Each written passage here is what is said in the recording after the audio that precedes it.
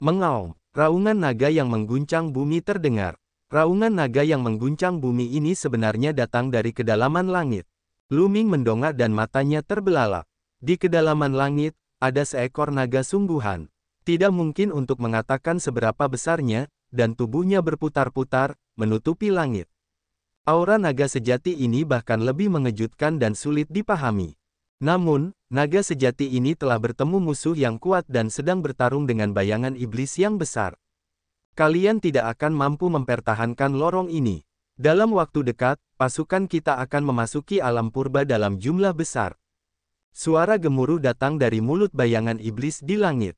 Jangan pernah pikirkan itu. Naga sejati mengeluarkan raungan panjang dan melawan bayangan iblis.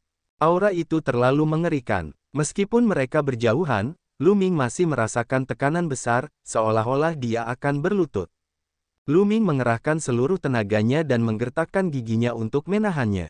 Ledakan, ledakan, pertempuran menjadi semakin sengit. Kau ingin menghentikanku hanya dengan setetes darah. Bunuh saja. Sosok iblis di langit mengeluarkan raungan panjang dan menyerang dengan liar, memaksa naga asli untuk mundur. Di kejauhan, kuali 9 naga ilahi di belakang urat nadi 9 naga sedang bertarung melawan 2 bayangan iblis.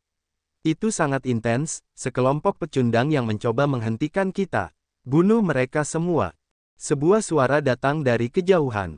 Kemudian, Luming melihat bayangan iblis lainnya. Bayangan itu tampak tak terkalahkan saat melangkah mendekat. Auranya yang luas dan menakutkan membuat seluruh dunia bergetar. Begitu sosok itu tiba, dia menyerang naga asli di langit. Naga sejati tidak sebanding dengan 2 bayangan iblis itu dan mundur. Arah mereka mundur adalah arah Luming. Ekspresi Luming tampak buruk saat dia berbalik untuk berlari. Dia ingin bergegas ke lorong hampa dan melarikan diri kembali ke benua hutan belantara yang suci. Dia tidak menyangka akan menghadapi pertempuran besar saat dia tiba. Setiap orang dari mereka sangat menakutkan. Kekuatan tempur mereka luar biasa kuat, bahkan lebih kuat dari Kaisar Kong Yin. Dia benar-benar seorang ahli yang tak tertandingi. Dia tidak lari. Selama ada sedikit ki yang mengenainya, dia akan mati.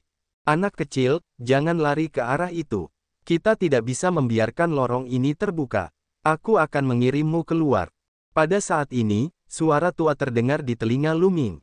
Kemudian, gelombang energi menyelimuti Luming. Kemudian, tubuh Luming terlempar keluar. Luming terdiam. Dia ingin kembali ke alam liar. Mengapa dia meninggalkannya?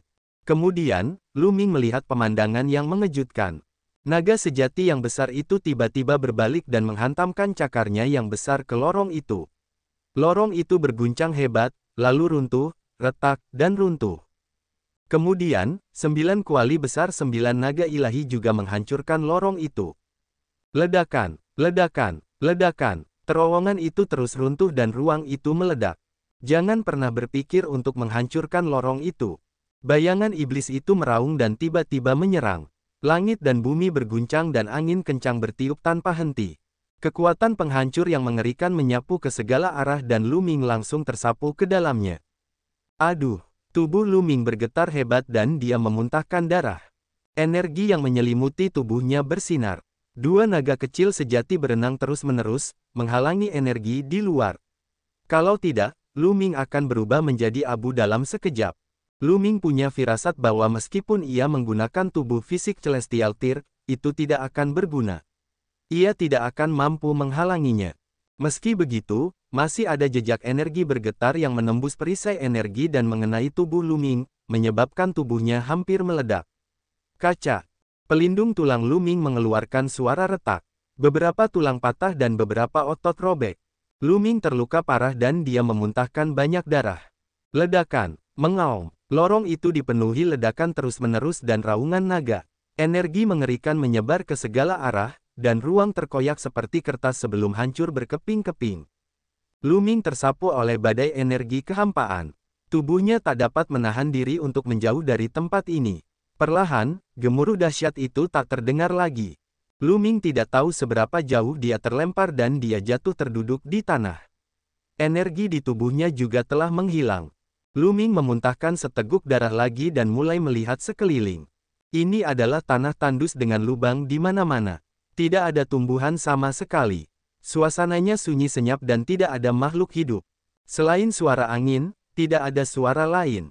Kakak senior Mulan. Lu Ming sangat khawatir. Begitu dia tiba di sini, dia menemui hal seperti itu. Beberapa eksistensi tertinggi saling bertarung. Jika bukan karena energi yang menyelimutinya, dia pasti sudah berubah menjadi abu. Dia bertanya-tanya seperti apa situasi Mulan saat dia datang ke sini. Kemudian, Lu Ming memikirkan beberapa keberadaan yang tak tertandingi. Jelaslah bahwa bayangan-bayangan iblis yang besar itu milik suku Dewa Jahat. Suku Dewa Jahat pasti telah menemukan lorong hampa dan ingin merebutnya. Namun, mereka dihentikan oleh 9 urat naga dan naga sejati yang besar. Pada akhirnya, naga sejati dan 9 urat naga menghancurkan jalan itu dan menghentikan pihak lain untuk melewatinya. Sepertinya benua Divine Wilderness terhubung ke tempat ini karena lorong itu. Yuan Qi di sini dipompa ke Divine Wilderness, menyebabkan Yuan Qi di Divine Wilderness menjadi sangat kaya. Lu Ming merenung karena dia menyadari bahwa energi asli di sini sangat kaya. Bahkan lebih kaya daripada tanah suci bulan kuno. Terlebih lagi, ruang itu dipenuhi dengan niat membunuh yang kuat, yang mirip dengan niat membunuh yang dirasakannya di Nine Dragons. Dari penampakannya, hari-hari indah di benua belantara suci sudah berakhir. Lu Ming tersenyum pahit. Dengan hancurnya lorong tersebut, kedua tempat itu tidak dapat terhubung. Tanpa aliran Yuan Qi yang konstan ke padang gurun suci, Yuan Qi di padang gurun suci akan cepat mengering dan kembali ke keadaan semula. Akan tetapi, itu masih 1000 kali, atau bahkan 10.000 kali, lebih baik daripada suku Dewa Jahat yang menyerang alam purba melalui lorong itu. Saat ras Dewa Jahat menyerbu, alam liar suci akan menjadi yang pertama menanggung beban invasi mereka melalui lorong ini. Keberadaan seperti itu sebelumnya terlalu mengerikan. Satu tamparan mungkin bisa menghancurkan seluruh benua hutan belantara suci, dan tidak ada yang bisa melarikan diri. Namun saat ini, paling-paling kondisi budidayanya akan lebih buruk.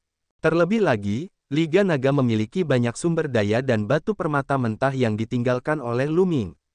Itu sudah cukup untuk berkultivasi dalam waktu yang lama. Selain itu, Lembah Dewa Naga di Prefektur Chang akan mengirim orang ke Padang Gurun Suci. Ketika kondisi kultivasi di Padang Gurun Suci memburuk, beberapa orang dari aliansi naga juga dapat berkultivasi di Prefektur Chang. Setidaknya, jauh lebih baik dari sebelumnya. Di mana tempat ini? Bukankah dia berada di wilayah surgawi Taiking? Lu Ming memikirkan masalah lain.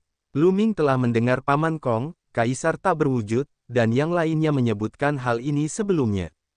Sekarang, dari 9 domain surga di alam surga, hanya domain surga Taiking yang tersisa.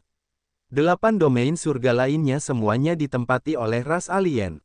Alam surga menjaga jalur menuju wilayah surgawi Taiking dan berperang melawan ras alien selama bertahun-tahun yang tak terhitung jumlahnya, namun ras alien tidak menyerang wilayah surgawi Taiking. Hal itu karena dari 9 wilayah surga di alam surga, hanya wilayah surga Taiking yang mempunyai jalur yang terhubung dengan alam primordial. Namun, jika ini adalah wilayah surgawi Taiking, bagaimana makhluk-makhluk kuat dari suku-suku asing bisa masuk? Pasti akan diblokir oleh para ahli dari alam surgawi, bukan? Oleh karena itu, Lu Ming berspekulasi bahwa ini kemungkinan besar bukan wilayah surgawi Taiking. Kita dalam masalah, Lu Ming mendesah. Kalau ini bukan wilayah surgawi Taiking, melainkan wilayah surgawi lain, pasti akan merepotkan. Wilayah surgawi lainnya telah sepenuhnya diduduki oleh suku Dewa Jahat. Bagaimana dia akan keluar dari pengepungan mereka, menuju wilayah surgawi Taiking, atau kembali ke alam purba? Lu Ming mengerutkan alisnya dalam-dalam. Aku tidak peduli lagi, 11 sembuhkan lukaku dulu. Lu Ming menggelengkan kepalanya dan duduk bersila, mulai menyalurkan energinya untuk menyembuhkan luka-lukanya. Sekarang, kecepatan pemulihan tubuhnya sangat menakjubkan. Dalam waktu kurang dari setengah hari, luka-lukanya sembuh total dan kultivasinya kembali ke puncaknya. Mari kita amati lingkungan sekitar terlebih dahulu. Lu Ming berencana untuk mengamati dan melihat di mana dia berada.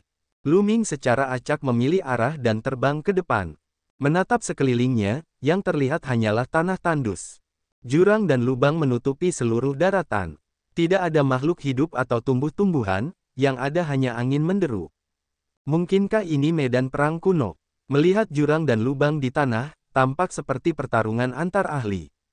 Aku bertanya-tanya apakah lorong itu sudah hancur. Lu Ming tidak dapat menahan diri untuk tidak memikirkan lorong itu. Sekarang, ia berharap lorong itu telah dihancurkan. Jika lorong itu tidak dihancurkan dan ras alien menyerbu masuk, ia akan tamat. Namun, sebelum Lu Ming tersapu, dia melihat bahwa seluruh lorong telah meledak dan hancur. Itu harus dihancurkan. Membunuh. Tiba-tiba terdengar suara gemuruh dan hawa membunuh yang dahsyat memenuhi udara. Lu Ming terkejut. Semua bulu di tubuhnya berdiri tegak. Kekuatan suci di tubuhnya mengalir tanpa sadar. Tubuhnya berubah menjadi cahaya pelangi dan dia mundur dengan cepat. Namun, tidak ada seorang pun yang mengejarnya. Membunuh. Suara itu kemudian datang dari langit. Lu Ming tidak dapat menahan diri untuk tidak melihat ke arah itu. Di langit, cahaya memenuhi udara, dan sebuah sosok muncul. Sosok ini mengenakan baju besi dan memegang tombak. Seluruh tubuhnya memancarkan niat membunuh yang mengejutkan saat dia meraung. Ini bukan tubuh asli. Lu Ming sedikit tertegun. Ia menemukan bahwa sosok ini bukanlah entitas fisik, bahkan tidak terbuat dari energi. Itu hanyalah bayangan. Bunuh, bunuh, bunuh. Sosok itu berteriak beberapa kali, dan niat membunuh yang mengerikan membumbung tinggi ke langit. Kemudian, cahayanya terdistorsi, dan sosok itu menghilang seperti hantu. Apa ini? Lu Ming tercengang. Sosok itu dipenuhi dengan niat membunuh yang mengerikan.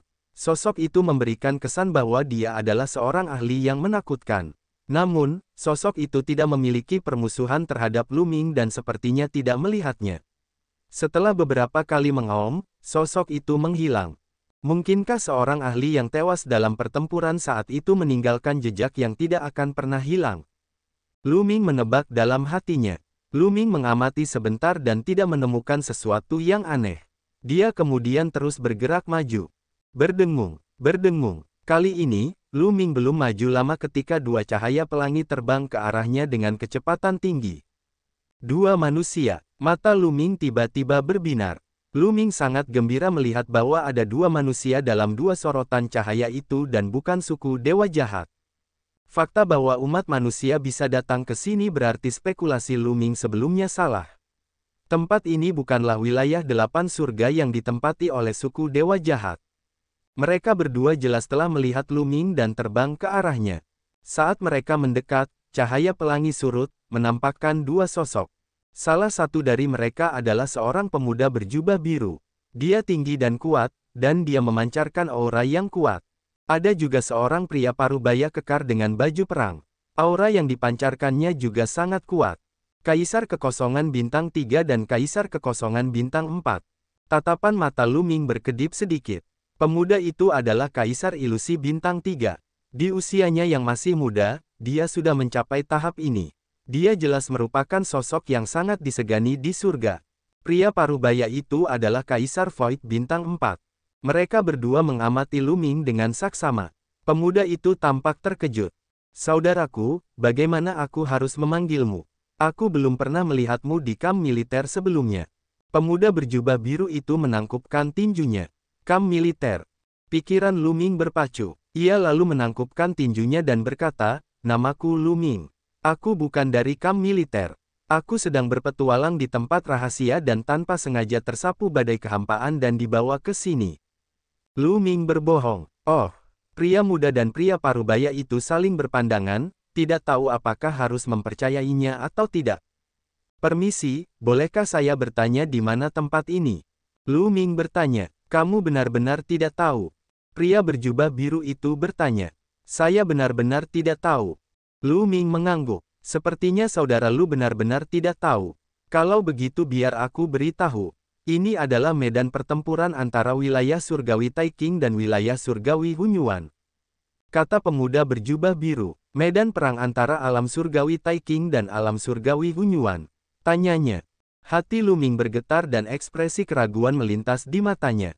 "Saudara Lu, apakah kamu tidak tahu tentang medan pertempuran antara dua wilayah surga?" Mata pemuda berjubah biru itu dipenuhi dengan keraguan yang lebih besar.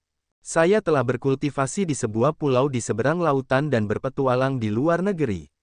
Meskipun saya telah mendengar tentang medan perang-perang besar dengan ras alien, saya tidak begitu paham tentangnya. Tolong beri saya saran. Lu Ming menangkupkan tinjunya dan berkata dengan sopan. Jadi kamu dari luar negeri. Tidak heran, biar ku beritahu. Pemuda berjubah biru itu mulai menjelaskan. Seperti yang kita ketahui, ada 9 wilayah surga di alam surga. 9 wilayah surga itu seperti 9 dunia.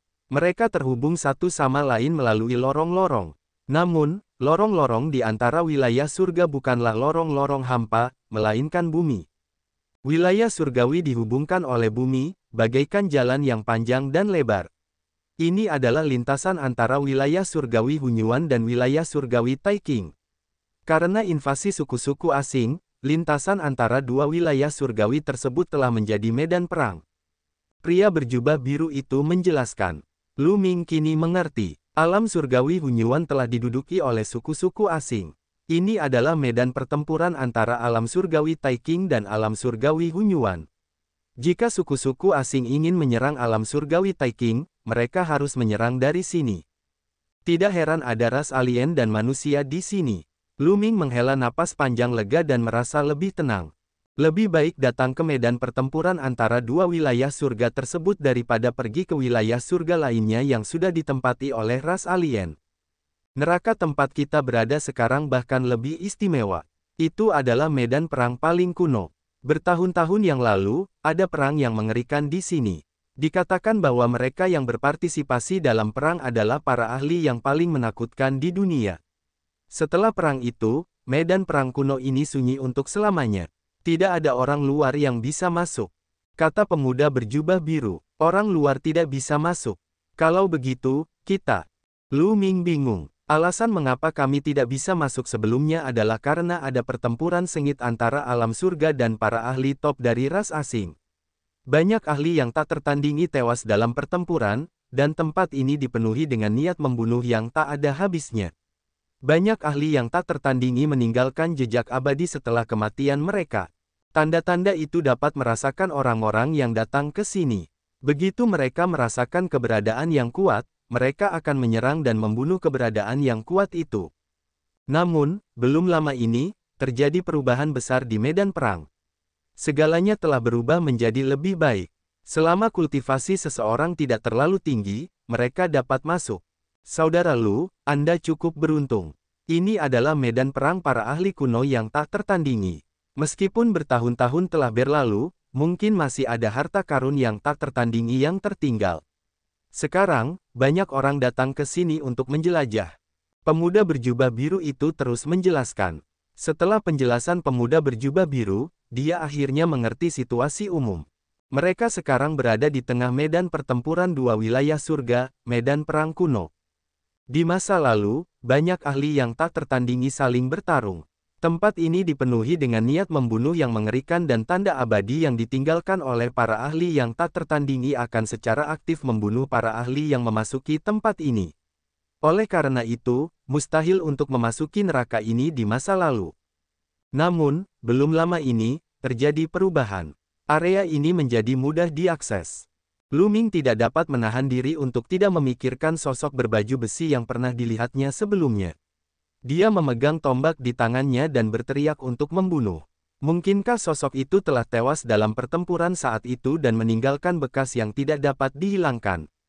Akan tetapi, kultivasinya terlalu lemah, jadi tanda itu tidak menyerangnya. Bagi para pembangkit tenaga listrik yang tak tertandingi di dunia, basis kultivasinya memang terlalu lemah. Mungkinkah perubahan di area ini ada hubungannya dengan pertempuran besar? Lu Ming memikirkannya dan merasa bahwa itu sangat mungkin. Namun, area ini masih memiliki tanda ahli yang tak tertandingi. Mereka yang berada di bawah alam kaisar sejati tidak akan mendapat masalah jika mereka masuk, tetapi sulit dikatakan bagi mereka yang berada di atas alam kaisar sejati. Semakin tinggi kultivasi mereka, semakin berbahaya. Jadi, ini kesempatan kita. Mata pemuda berjubah biru itu bersinar dengan cahaya yang menyala-nyala. Kemudian, pemuda berjubah biru itu menatap Lu Ming dengan senyum yang tak dapat dijelaskan di sudut mulutnya. Saudara Lu, karena kamu datang ke sini secara tidak sengaja, mengapa kita tidak bepergian bersama? Jika kita menemukan peluang, kita dapat membaginya secara merata. Baiklah, Lu Ming merenung sejenak lalu mengangguk setuju. Dia baru saja tiba di alam surga dan memiliki banyak pertanyaan untuk ditanyakan. Sebaiknya dia ditemani. Seketika itu juga mereka bertiga melangkah maju bersama-sama. Namun, mereka bertiga tidak berani bergerak terlalu cepat. Tidak ada yang pernah memasuki medan perang kuno ini sejak zaman dahulu. Tidak ada yang tahu bahaya apa yang akan ada di sana. Tak lama kemudian, mereka bertiga menemukan jejak lain yang tak dapat padam. Kali ini, yang muncul bukanlah manusia, melainkan burung raksasa. Auranya liar, dan hasrat membunuhnya membumbung tinggi ke langit. Tatapan dingin burung itu menyapu mereka bertiga, tetapi tidak bergerak. Setelah beberapa saat, ia menghilang. Ketiganya menghela napas lega. Untungnya, kultivasi mereka tidak kuat. Jika mereka adalah makhluk yang kuat, mereka mungkin akan diserang oleh tanda-tanda ini. Jejak ini pastinya sangatlah kuat saat mereka masih hidup. Legenda mengatakan bahwa medan perang ini adalah salah satu medan perang terkuat antara alam surga dan ras alien.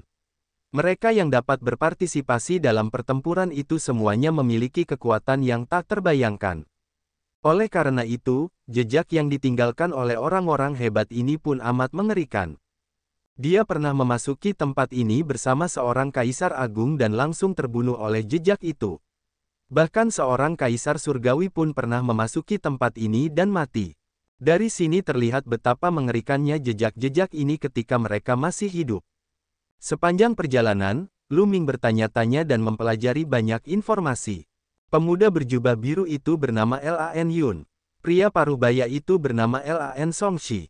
Mereka berada di luar medan perang, berlatih di perkemahan wilayah surgawi Taiking dan bertarung melawan ras alien. Kali ini, banyak orang tahu tentang perubahan di medan perang kuno. Selain mereka, banyak orang dari kamp tentara alam surga juga bergegas datang. Bagaimanapun, orang-orang yang berpartisipasi dalam pertempuran itu terlalu kuat. Meskipun tahun-tahun yang tak terhitung telah berlalu dan banyak barang mungkin telah membusuk, mungkin masih ada beberapa harta yang tersisa yang belum membusuk. Selama seseorang bisa mendapatkannya, itu akan menjadi kesempatan yang bagus. Tidak mengherankan jika banyak orang datang untuk menjelajah. Ras alien mungkin akan mengirim manusia ke sana juga. Ketiganya terus mencari di daerah itu. Namun, tempat itu sunyi senyap dan kosong. Tidak ada apapun di sana. 2 jam kemudian, tiba-tiba mata mereka berbinar. Di depannya ada tumpukan batu yang berantakan. Di tengah-tengah batu itu ada kerangka. Dari posturnya, dia tampak sedang duduk di tanah. Di tangannya ada pedang patah. Saat seorang ahli bela diri mencapai alam suci, akan sangat sulit bagi tubuhnya untuk terkorosi. Di alam kaisar bela diri, tubuh fisik seseorang dikatakan abadi. Namun semuanya relatif. Ia dapat bertahan selama 100, 1000, atau bahkan 10.000 tahun tanpa membusuk. Namun, bagaimana dengan 100.000 tahun, 1.000.000 tahun, atau bahkan lebih lama? Seiring berlalunya waktu, semuanya pada akhirnya akan terkorosi. Kerangka di depannya mungkin merupakan seorang ahli yang tak tertandingi saat dia masih hidup. Beberapa dari mereka melirik jari ahli ini, tetapi sayangnya, mereka tidak melihat cincin penyimpanan. Bahkan cincin penyimpanan pun akan terkorosi selama bertahun-tahun, dan barang-barang di dalamnya dapat tersapu ke dalam lubang. Jelaslah bahwa cincin penyimpanan makhluk ini telah terkorosi. Lalu pandangan mereka tertuju pada pedang patah di tangan si kerangka. Pedang yang patah itu memang tertutup karat, tetapi setelah sekian lama, bahkan tubuh fisik dan cincin penyimpanan ahli yang tak tertandingi ini pun telah terkorosi. Namun, pedang yang patah itu tetap ada. Ini benar-benar harta karun yang mengejutkan. Terutama Lan Yun dan Lan Songshi, mata mereka bersinar dengan cahaya yang menyala-nyala. Kakak Lu, mengapa kamu tidak pergi dan mengambil pedang yang patah itu? Lan Yun berbicara dan menatap Lu Ming sambil tersenyum tipis. Aku akan pergi. Ada kilatan di mata Lu Ming, tetapi menghilang dalam sekejap. Lan Yun ini sebenarnya memintanya untuk mendapatkan pedang yang patah. Dia jelas tidak punya niat baik dan ingin memberikan pedang patah itu kepada Lu Ming. Dia ingin Lu Ming menguji kemampuannya. Setelah meninggalnya seorang ahli yang tak tertandingi, meskipun bertahun-tahun telah berlalu, tidak ada seorang pun yang tahu bahaya apa yang akan menimpa mereka. Bagaimana jika pihak lain telah meninggalkan jejak Qi, atau meninggalkan rencana cadangan? Mengambil pedang patahnya sama saja dengan mengundang kematian. Cepat pergi dan bawakan aku pedang yang patah itu. Lan Songshi juga berbicara, suaranya dingin. Lu Ming mencibir. Dia akhirnya mengerti mengapa Lan Yun begitu baik hati menjawab pertanyaannya dan bahkan mengundangnya untuk pergi bersamanya. Tujuannya adalah untuk menggunakannya sebagai batu uji. Jika ada bahaya, dialah yang akan menjadi orang pertama yang dihabisi. Kakak Lu, cepatlah. Lan Yun mendesak. Pada saat yang sama, dia bergerak dan membentuk sudut dengan Lan Songshi untuk menghalangi mundurnya Lu Ming. Kilatan dingin melintas di mata Lu Ming. Baiklah, aku akan mengambilnya. Lu Ming berkata sambil tersenyum. Dia melangkah maju dan berjalan menuju kerangka itu. Tentu saja, Lu Ming tidak berani ceroboh. Dia sangat fokus dan indera spiritualnya terus-menerus memindai kerangka dan pedang yang patah. Namun, dia tidak menemukan kelainan atau bahaya apapun. Namun, Lu Ming tidak berani ceroboh. Dia memegang pedang Kaisar Surgawi di tangannya. Sekarang tubuh jasmani Kaisar Langit telah menyimpan lebih dari 10% energinya, pedang Kaisar Langit dapat meledak dengan kekuatan yang dahsyat. Jika terjadi kesalahan, ia dapat menggunakan pedang Kaisar Langit untuk menangkisnya. Saat dia perlahan mendekati kerangka itu, dia tetap tidak merasakan bahaya apapun. Indera spiritual Lu Ming terpusat pada pedang yang patah. Pedang yang patah itu tidak akan pernah mati, jadi bagian yang paling berbahaya sudah pasti pedang yang patah itu. Namun, dari jarak dekat, dia bisa merasakan bahwa pedang patah itu tampaknya telah kehilangan spiritualitasnya dan tidak ada bedanya dengan sepotong besi tua. Lu Ming mengulurkan tangannya dan meraih udara. Telapak tangan yang terkondensasi dari energi Sein meraih pedang yang patah. Energi suci, kamu belum menjadi Kaisar Suci. Melihat kekuatan suci mengalir dalam telapak tangan Lu Ming, Lan Yun tersenyum jijik. Sebelumnya, mereka mengira Lu Ming setidaknya seorang ahli di ranah Kaisar bela diri. Sekarang setelah mereka melihat bahwa Lu Ming menggunakan energi Sein dan bukan energi dunia, mereka langsung tampak meremehkan. Pada saat ini, tangan Lu Ming yang dipenuhi kekuatan suci telah menggenggam pedang patah itu. Tidak terjadi apa-apa, tidak ada yang aneh. Lu Ming menarik kembali kekuatan sucinya dan memegang pedang patah di tangannya. Rasanya dingin saat disentuh, dan tidak ada yang istimewa tentangnya. Lu Ming menyimpan pedang Kaisar Surgawi. Kecuali benar-benar diperlukan, Lu Ming tidak akan mengendalikan pedang Kaisar Surgawi untuk menyerang. Lagi pula, begitu energi tubuh fisik Kaisar Surgawi habis, akan terlalu merepotkan untuk mengisinya kembali. Jumlah sumber daya yang dibutuhkan juga mengejutkan. Sudah terlalu lama, spiritualitas dalam pedang yang patah telah lama hilang. Sekarang menjadi sepotong besi tua. Lu Ming mengamatinya dengan indera spiritualnya dan menyadari bahwa pedang patah itu tidak lagi berguna. Melihat Lu Ming berhasil mendapatkan pedang patah, Lan Yun dan Lan Songshi tersenyum. Kakak Lu, cepatlah berikan aku pedang yang patah itu. Lan Yun berkata dengan agak tidak sabar. Saudara Lan, akulah yang mendapatkan pedang patah ini. Lu Ming berbalik, menatap Lan Yun, dan berkata dengan acuh tak acuh. Saudara Lu, serahkan saja padaku dulu. Kita akan membagi harta secara merata jika kita sudah mendapatkan lebih banyak. Lan Yun berkata, nadanya agak tidak sabar. Kalau saja dia tidak ingin memanfaatkan Lu Ming, dia pasti akan berselisih dengannya.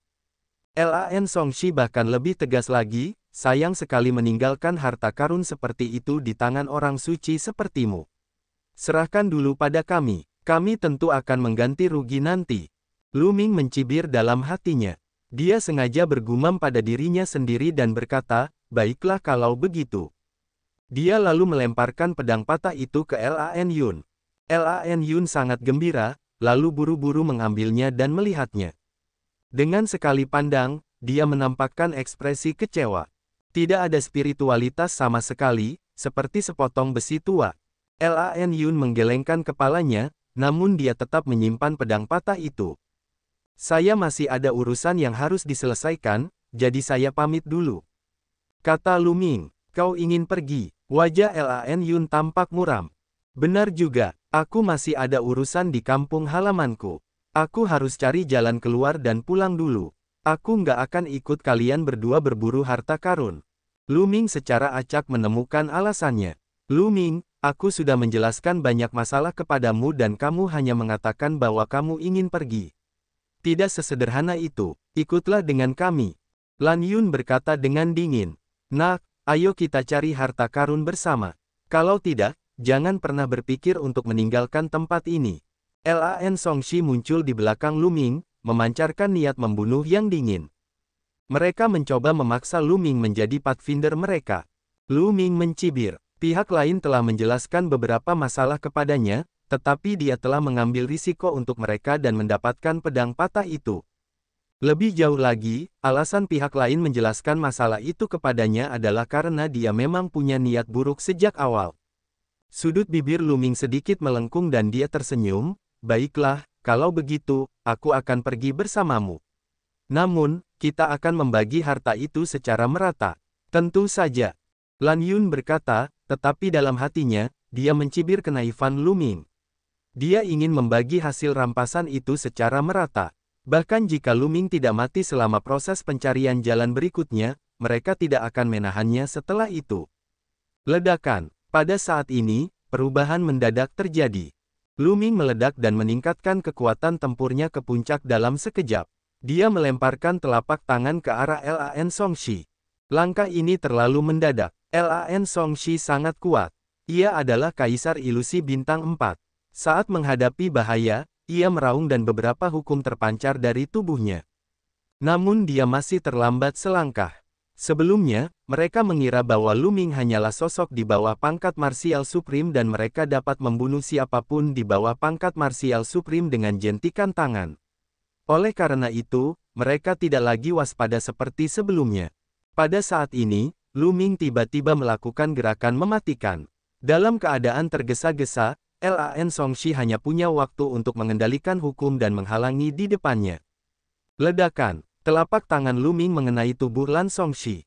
Hukum yang menyelimuti tubuh Lan Songshi bergetar hebat dan akhirnya ditembus oleh telapak tangan Lu Ming. Kekuatan telapak tangan yang mengerikan itu mengalir ke tubuh Lan Songshi, menciptakan lubang transparan yang besar di tubuhnya. Lan Songshi menjerit kesakitan dan mundur dengan panik, matanya dipenuhi keterkejutan. Pada saat itu, dia merasakan 7 jenis hukum dari Lu Ming. 2 hukum tertinggi dan 5 hukum jalur raja. Lan Songshi hampir mati ketakutan. Kekuatan tempur orang ini sangat kuat. Lu Ming juga mengerutkan kening. Lu Ming telah menyempurnakan 5 jenis hukum. Hukum alkimia dan hukum keterampilan belum disempurnakan. Tubuhnya belum ditempa, tetapi kekuatan tempurnya jauh lebih kuat daripada saat pertempuran 10 negeri. Dengan kekuatan tempurnya saat ini, dia bisa membunuh Kaisar Void Bintang 5 jika dia mengeluarkan kekuatan penuhnya. Akan tetapi, ketika Lu Ming melancarkan serangan diam-diam tadi, dia tidak berhasil membunuh Lan Songshi tetapi hanya melukainya dengan parah. Lan Songshi hanyalah seorang Kaisar Void Bintang 4. Dia bisa merasakan 3 jenis hukum dari Lan Songshi. 1 hukum jalur raja dan 2 hukum biasa. Lebih jauh lagi, ia telah mencapai alam kedua dalam 2 hukum nomologisnya yang biasa. Kekuatan pertempuran Lan Songshi jauh lebih kuat daripada Kaisar Ilusi Bintang 4 biasa. Dan pada saat ini, Lan Yun juga bereaksi. Bajingan, beraninya kau menyerang. Kau cari mati. Lan Yun meraung dan mengerahkan kekuatan tempurnya, menyerbu ke arah Lu Ming. Namun, sosok Lu Ming melintas dan dia bergegas menuju pasir menuju Lan Songshi. Dia akan menangani yang satu dahulu, baru kemudian yang lain. Pihak lain ingin menggunakannya sebagai ujian, bagaimana mungkin? Ledakan. Lu Ming terus mengayunkan telapak tangannya. Dalam sekejap, dia telah menyerang puluhan kali. Setiap telapak tangan mengandung 7 jenis hukum dan kekuatannya sangat mengejutkan. Lan Songshi terluka parah oleh Lu Ming dan terus memuntahkan darah. Kekuatannya kurang dari 20% dari puncaknya. Bagaimana dia bisa menahannya? Setelah beberapa gerakan, hukum yang melindunginya hancur. Kekuatan telapak tangan yang melonjak jatuh ke tubuhnya. Tubuh Lan Songshi meledak sebelum dia sempat berteriak. Ledakan. Setelah membunuh Lan Songshi, Lu Ming tidak berhenti. Dia berbalik dan melemparkan telapak tangan ke belakangnya. Karena di belakangnya, serangan Lan Yun juga telah tiba. Telapak tangan Lu Ming mendarat di kepalan tangan Lan Yun, dan ledakan dahsyat meletus. Lu Ming merasakan kekuatan dahsyat melonjak ke arahnya, dan sosoknya terus mundur. Lan Yun tidak lebih baik, sosoknya juga melayang kembali. Maksim terakhirnya telah mencapai ranah kedua. Masih ada Maksim jalur raja. Hati Lu Ming tergerak. Lan Yun tak diragukan lagi merupakan salah satu kesayangan surga, tidak lebih lemah dari mereka yang datang ke Gunung Takdir bersama Kaisar Surgawi Kong Yin. Seorang kaisar ilusi bintang 3 dapat mengendalikan hukum tertinggi dan hukum jalur raja. Dia begitu kuat sehingga dia tidak lebih lemah dari pemuda berjubah abu-abu yang pernah bertarung dengan Lu Ming sebelumnya.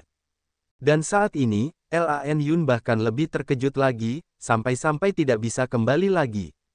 Dia juga bisa merasakan hukum yang dikendalikan Lu Ming dan sangat terkejut. Itu kamu, aku ingat sekarang. Kamu adalah tubuh sampah dari alam purba, tubuh sampah yang tak tertandingi. Lan Yun tiba-tiba meraung. Dia juga seorang ahli kesombongan surgawi tingkat atas di alam surga. Saat itu, beberapa orang telah pergi ke alam purba, dan ketika mereka kembali, mereka mengatakan bahwa seorang cacat tak tertandingi telah muncul di alam purba.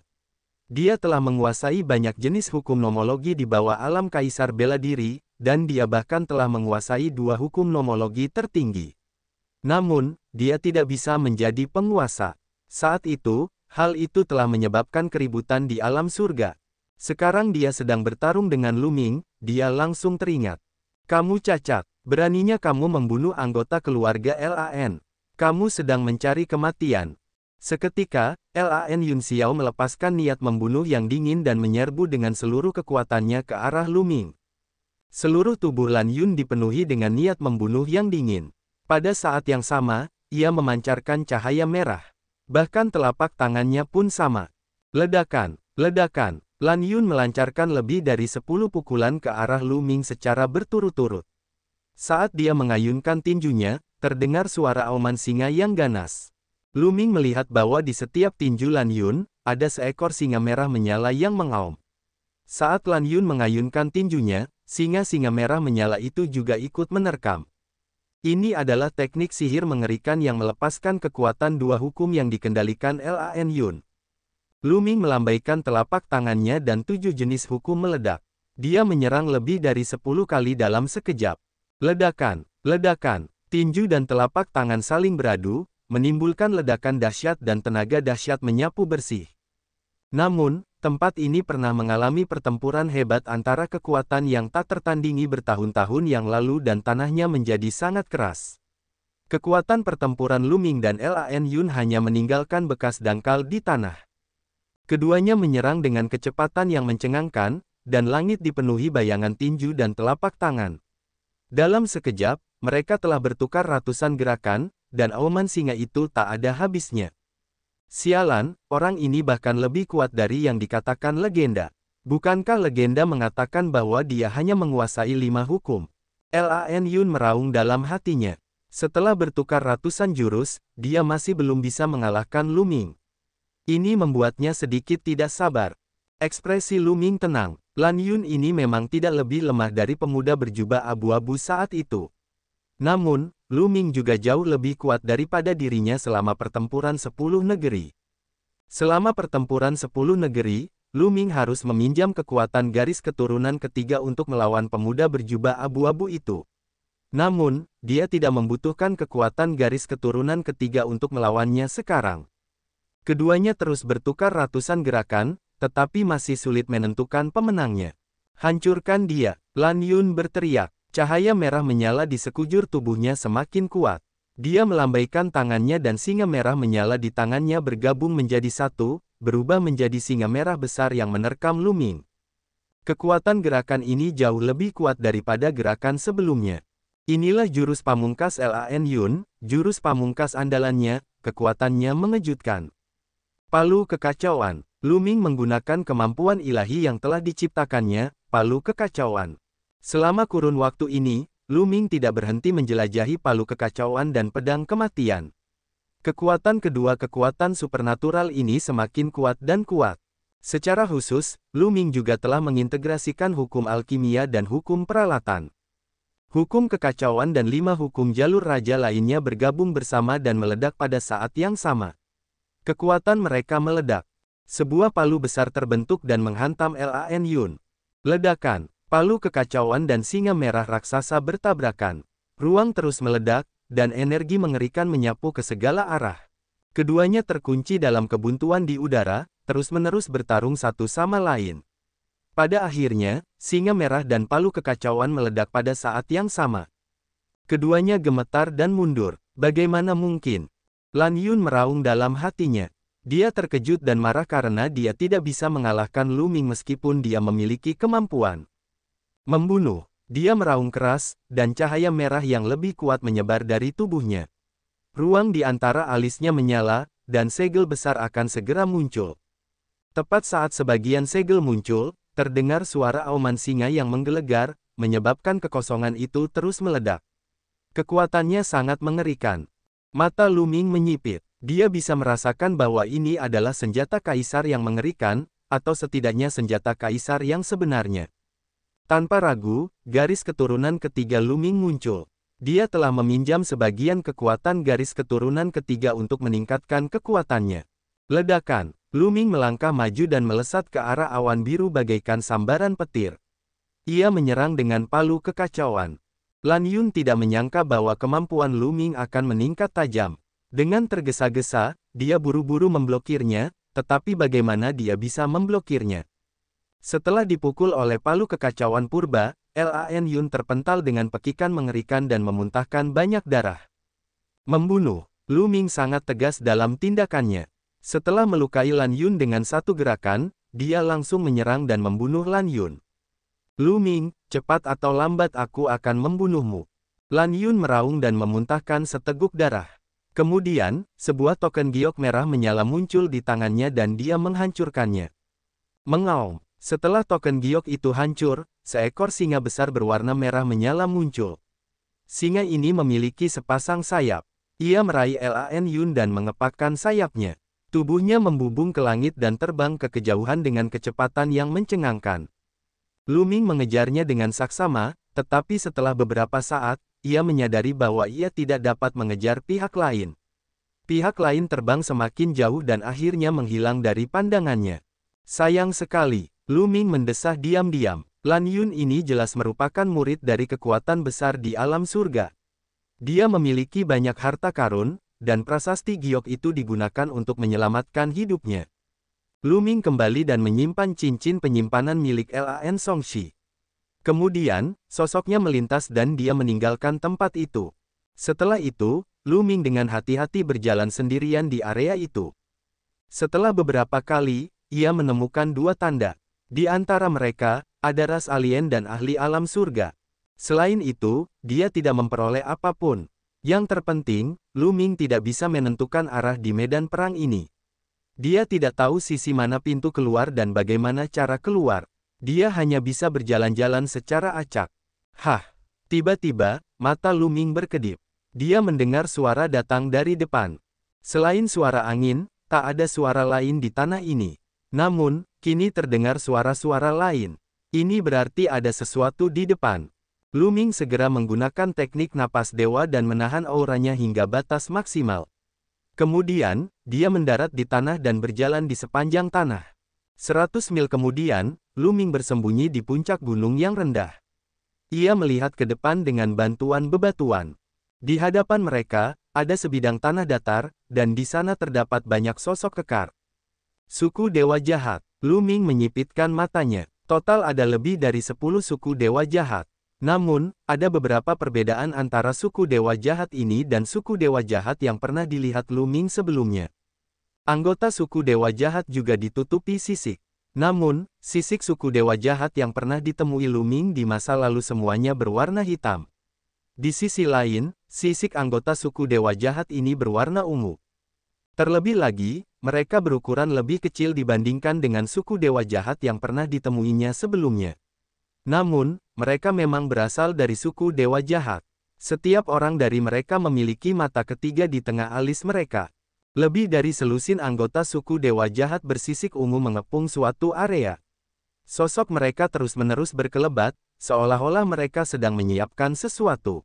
Itu, Tatapan mata Luming menyapu area itu lagi dan menyadari bahwa itu adalah kerangka yang dikelilingi oleh lebih dari 10 anggota suku Dewa Jahat. Kerangka itu memegang busur besar di tangannya. Jelaslah bahwa orang-orang dari suku Dewa Jahat datang ke sini untuk mendapatkan busur besar ini, tetapi mereka tidak berani mendekat. Orang-orang ini tampaknya sedang membentuk semacam formasi. Luming mengamati dengan saksama dan menyadari bahwa anggota suku Dewa Jahat seharusnya sedang menyiapkan suatu susunan. Setelah beberapa saat, anggota suku Dewa Jahat berhenti dan mundur. Aktifkan formasi. Salah satu anggota suku Dewa Jahat mendengus pelan, dan cahaya ungu terpancar dari tubuh sekitar selusin anggota suku Dewa Jahat sebelum mereka tenggelam ke dalam tanah. Tanah bersinar dan sinar cahaya hitam menyambar keluar. Lalu, sinar-sinar cahaya hitam ini benar-benar terkondensasi menjadi kata-kata besar. Luming tidak mengenali bidak catur ini. Bidak catur ini sangat kuno.